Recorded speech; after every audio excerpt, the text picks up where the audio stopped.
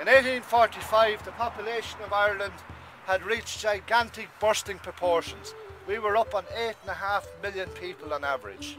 And these people were living and elking out a living on this 6 or 7 acres. They were feeding huge families on these potatoes. And what was happening was that they were starting to subdivide the land.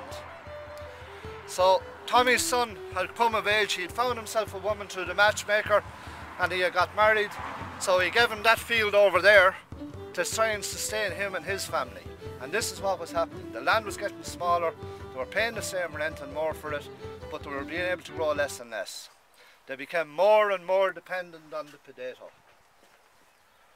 The people woke up one morning in 1845 here in Ireland and they found a terrible smell across the land. And they didn't know what it was, but they found out bloody quick, because what it was the potato blight. This potato blight came in on the east coast of Ireland off a ship, came in off bird manure.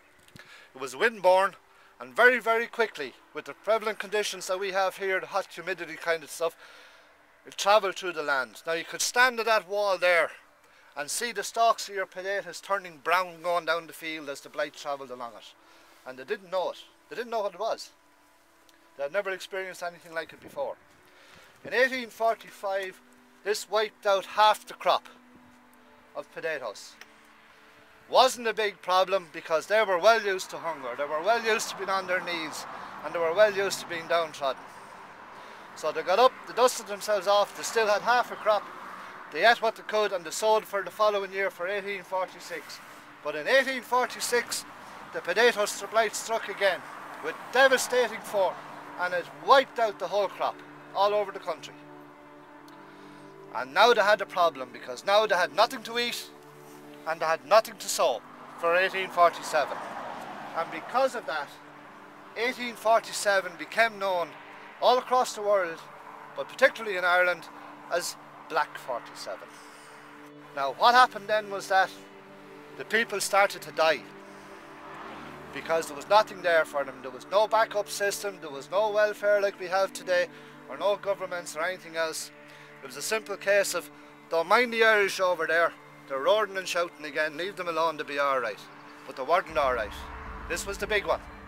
And nobody had the sense to see it at the time. Now, the reality of the situation was that people started to die on the side of the roads. Their mouth was green from eating grass and their bellies were swollen from fermentation. And what happened then was, when they were dying, and when the dead was just left there in most places, or they carried them as whatever they could, but then the second killer came on the scene.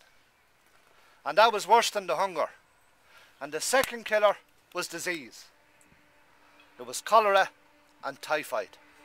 Now the cholera they knew about, throw all the bodies into a house, set it on fire, burn it, get it out of there.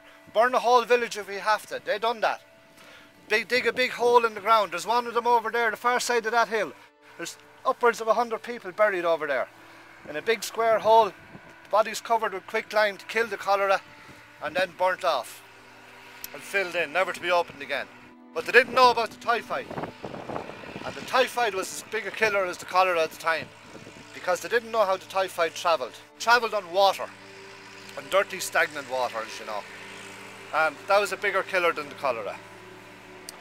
Towards the end of 1847, everybody suddenly realised, bang, we have a big problem over here in Ireland. There's bodies lying all over the place, and there's people going around like skeletons with no skin on their bones, a haunted look in their eyes, and death facing them at every turn. So we better do something about it. So what they done was they started to increase the workhouses here. And by the end of the Great Famine, we'll say some people class the famine as 1845, 1850. That's right, but reality was 51, 52 before we started to pull out of it. So by the end of that time, there was 160 of these operating, which should have been operating in the first place, but they weren't. They were cut to save money. But they were now holding 1,000 people at a time inside. Now the one thing about the workhouses is, it might have looked harsh, it might have been harsh, and to get in there, but if you did get in there, you were one of the lucky ones, because at least you had a fighting chance, because at least they fed you one meal a day. They had to. let it be a half a pound of gruel or 2 ounces of gruel or whatever the case may be, buttermilk or whatever, but at least you got food. What was happening out on the land here was that desolation had hit the whole place. It was a land of death.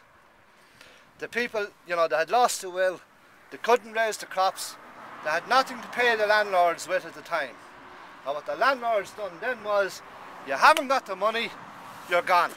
They put them on the side of the road. There was evictions all over the place. And when these people were evicted, man, woman and child or whatever, onto the side of the road, they were gone. Because there was no one could give them anything, they hadn't got it to give them. So it was the next best thing to a death sentence.